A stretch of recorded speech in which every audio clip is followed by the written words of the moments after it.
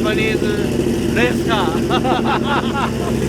We are here to talk about my favorite R34 from this past weekend at GTR Festival. Okay. It's appropriately named War GTR. Correct. And you guys at CRD built this from the ground up. Correct. Before this week, I didn't even realize this was a thing. I mean, I've seen R32 drag vehicles, but I always assumed that the 34 was too heavy for drag racing. Yep. I'm very wrong. It is heavy. It is the hard way of doing drag racing, but people just love them and they just don't want to let go of them. That's just what they want to do. Yeah, I've never seen a 34 with fat tires and especially a parachute. Yep. It looks so crazy. It looks so sinister with the parachute on the back. When we were at the track, I just couldn't believe my eyes when I saw it for the first time. Yeah.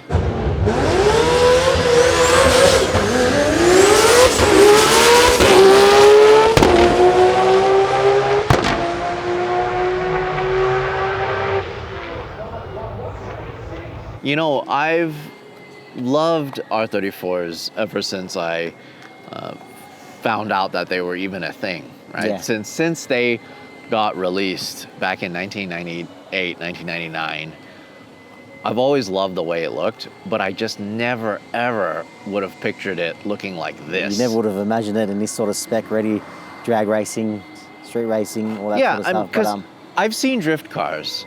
I've seen road race cars. Yep. I've seen plenty of show cars, right? Yep. And in every single spec, in every single variation, every single color, this is the first time. Of course, coming down to Australia, it's very appropriate for me to kind of get introduced to this style of building.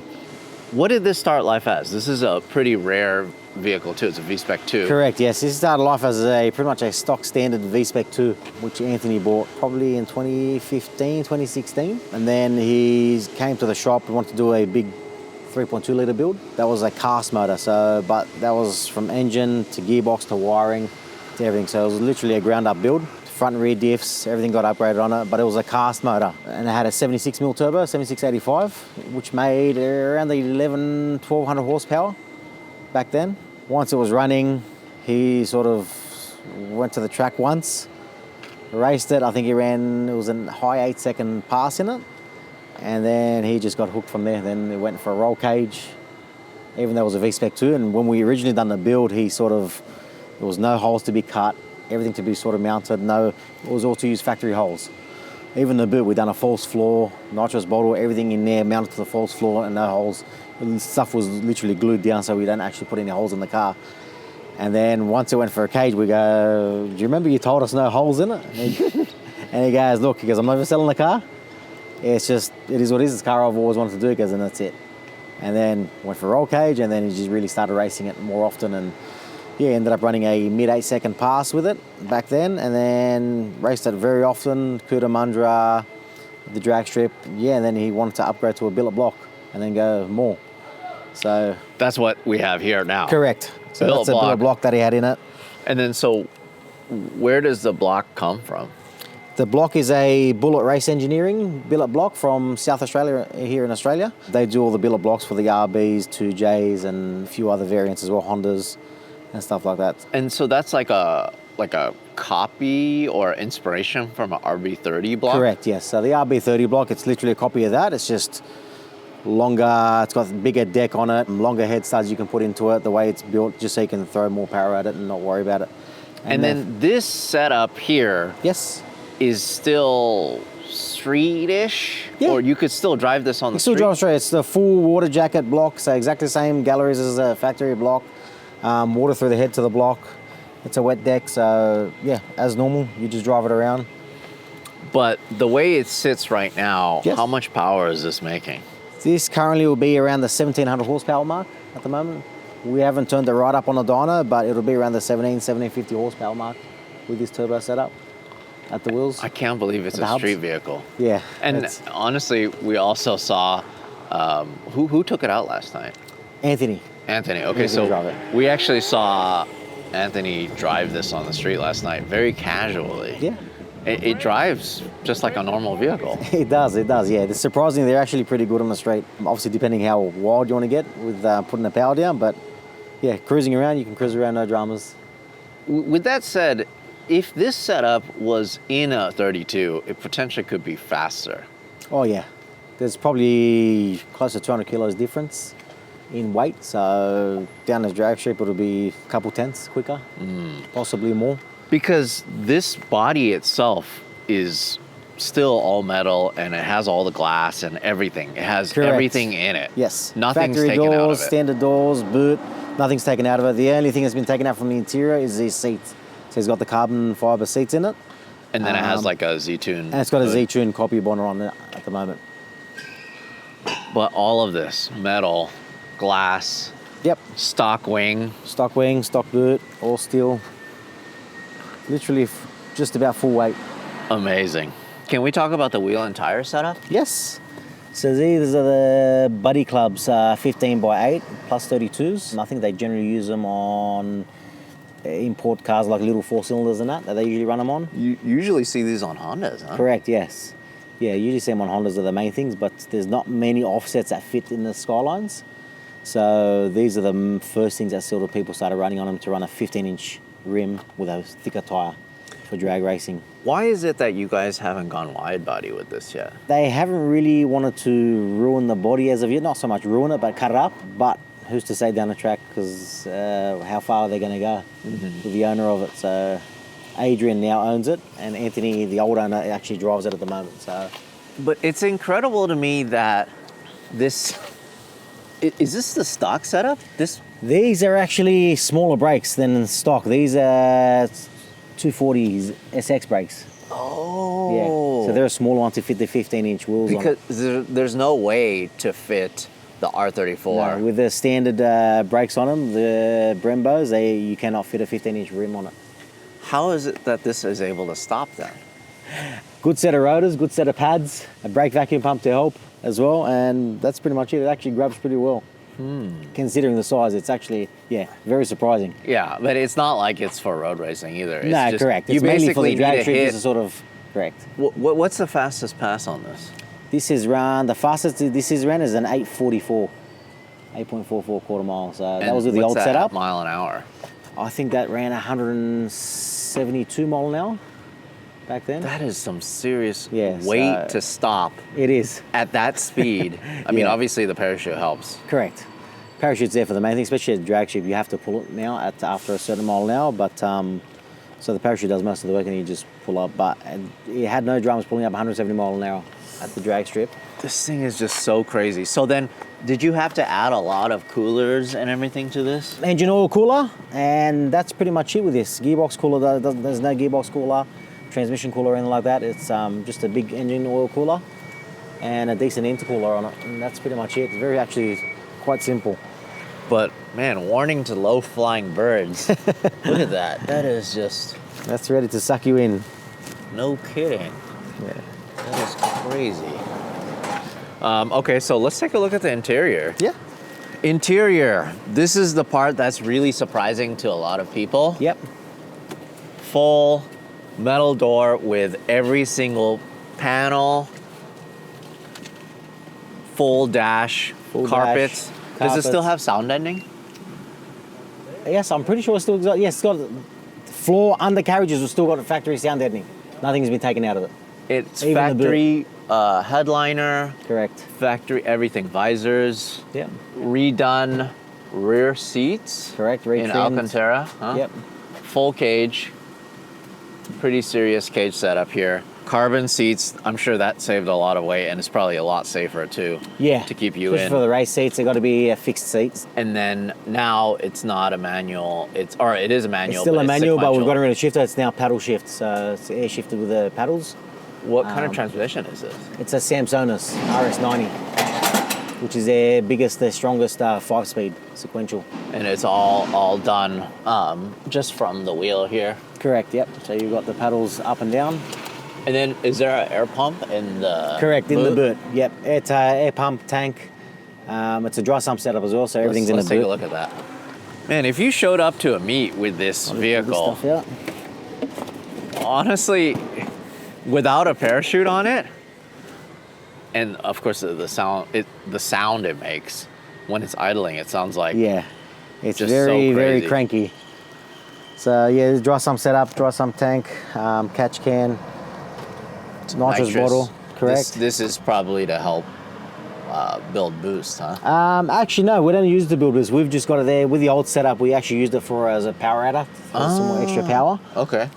Which we have it ready for this one once we sort of max out boost wise. Then we'll start throwing some nitrous at it. But yeah, that's your pump, air reservoir for the paddle shift. And then there's still like the stock Atessa stuff here? Or? Yeah, stock Atessa pump. So we run the factory full drive system through the Motec. It's all controlled through the Motec. That's electric power steering. Uh-huh. That's an electric power steering pump. Delete it from the front, from the engine bay to clean all that up. I see. Because there's just no room for it Correct. now. And with the bill of blocks, you run a dry sump. There's an external oil pump. So where your AC and your power steering pumps and all that gets deleted. Plus to clean up. A lot of people these days go straight to a power steering to delete everything from the engine bay to clean up as much as possible. So then how much have you had to strengthen in terms of drive line after the transmission? After the transmission, we've literally just upgraded now to the 8.8 inch diff IRS. Before we had the factory R200 diff with a LSD center in it, and very strong for what they are, but they do break once you start drag racing it a lot, especially with his weight. So he went through quite a few rear diffs with the old setup, and as soon as we upgraded to the bigger turbo and the bigger transmission, we thought let's do the rear diff as well at the same time. So he's got the 8.8 rear diff, it's got billet CV shafts. So then is it locked? How does this work? This one has an LSD, it's not locked. Oh, it's a LSD. Yeah. We've got a couple of them with spools in them, which is locked pretty much, but this one actually has an LSD in it. Huh. And then the front is still LSD also? The front is an LSD center as well, correct. And then with the Motec, you can pick how much You can power. pick how much drive to the front to back, how you want to do it. You can bleed it off down the track. There's many ways you can do it. So That is so impressive. Yeah. I'm so blown away at like the ingenuity and all the stuff that you guys do Yeah. to make these go down the track. thank you. This is such a handful to drive too. It is. It's a wild ride. Why is it that it's like that? I mean, it's all-wheel drive, and All-wheel drive, you get some torque steer going to the front, especially with the extra power you've got to it. And obviously, you don't want to take too much drive from the front to the back, as you want it to grip and go as well. So you're fighting torque steer, you're fighting a lot of weight, and you're also fighting a manual, which is in between gears. You got that little nudge and shift in between. Whereas an auto, you're sort of clicking, you got the converter that absorbs it. Whereas with a manual, once it's on, it's on. The clutch is locked pretty much, and you grab it and it sort of unsettles in between gears. yeah, when I watched it leave the line, I mean, it's changing lanes, Yeah. whether the driver is wanting to or not, you know, because it's just like dancing all over the does, track. yeah. I mean, I'm sure in car, it's probably so crazy just to try to keep it straight. Oh, 100% it would be. It's yeah, they like to sort of, especially with the power, it sort of tries to kick out on you, so you got to try and maneuver and counter steer that, and then as you're steering, it's going to torque steer as well, so it's a little bit of a fight. It just blows Yeah, me with it. away that all of this, like factory struts, all the rubbers in it, Yep. all plastic, just all business. This is pretty cool. This is something that the Motive guys, Andrew, makes. Yeah, right? this is the Motive headlight duct. So they do them for the 32 to 34 to allow, obviously it still runs a light, so you can, at night you can still see where you're going, but it's a headlight duct to allow airflow to the turbos. How much does this actually get driven on the street? Actually, at the moment, a fair bit. At the moment, a fair bit. It was off the road for probably a couple of years once it got sold. Once Anthony sold it, Adrian took it down to Melbourne. He drove it down in Melbourne for a while, which that was another state. And then it sat there for a while, then it got raffled off and bought back again. But now, yeah, now it's out for war and ready to rumble again. And this is going to be a stupid question, but Yep. if you're not running an air cleaner Yes. in here, what is like the big issue with? I mean, is it going to be something where you're going to have to, I don't know, change the oil more often, or what? Oil gets changed pretty regularly. Every time we go to race, we do a service on it. So after each race event, generally for the street, we do put a turbo guard on it, which is a little screen that goes onto this. Just in case like a rock or something. Just for something decent that sort of goes through a bit of rubbish, especially on the street. At the drag strip is a bit different. We take it off to get maximum airflow. Because at the drag strip, there's generally nobody in front of you anyway, so you sort of go, unless you suck up a bird. If you're unlucky enough to do that, then you're unlucky enough to do that. But generally on the street, we run air cleaners on them, the little turbo guards. We'll run them on them, but apart from that, at the drag strip, we take them off and maximum airflow. That's crazy. That's something else. All right, well, thank you so much for showing us this. I knew as soon as I saw this at GTR Fest, I needed to kind of get a closer look at it. Yeah. Because it's just something we're not used to in the States. You know, it's just these. It's almost unheard of. Yeah, well, R34s in general are just so rare because they're still not federally legal in the US. Correct.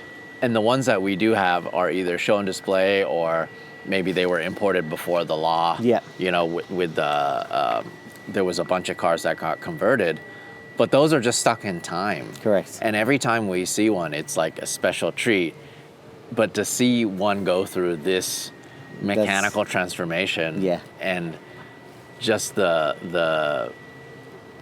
there's no other way to put it, but it's not abuse because obviously it's built for it. Yeah, correct. But you guys are just pushing it so much at the track, and it's just so cool to see this. Every time he shifts, it's shooting this huge It's almost fireball. like you're abusing it, but it's actually built to be that way as well. So it's built to handle that way and to go fast. So it is very different for people to see like, oh wow, what the hell are they doing with that car? Yeah. But to actually see it go down the track, it looks very violent as well. But it's what makes it cool as well. It just looks so good. Yeah. I love it. Thank you so much. You're more than welcome, mate. Hey, thanks for watching. If you want to support us directly, go to LarryChenPrints.com. I print and sign every single one of these. This is the perfect gift, or it's the perfect piece of art for your wall.